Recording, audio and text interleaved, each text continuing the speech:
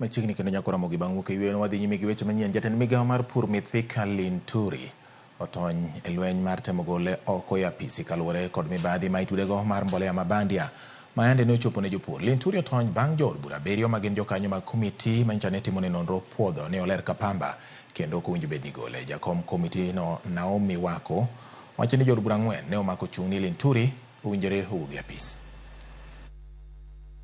In its report, the committee made the following findings of allegation against the Cabinet Secretary for Agriculture and Livestock. The allegation under ground 1 on gross violation of the Constitution or any other law, ground 2 on serious reasons for believing that the Cabinet Secretary has committed a crime under national law, and ground 3 on the gross misconduct as outlined in the special motion are unsubstantiated. As a member of this House and as a lawyer, I have spoken and interacted with some of the members of the Select Committee.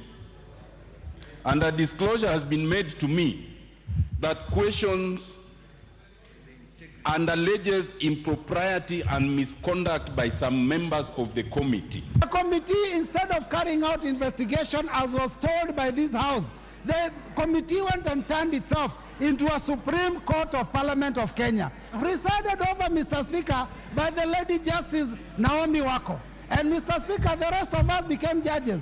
Mr. Speaker, the question we are asking is this: is the committee of the House supposed to operate like a court, or are we supposed to continue operating like a committee of the House? You cannot cast aspersions against your colleagues without a specific motion against any one of them or several of order against any one of them or any 2 or 3 of them that there was impropriety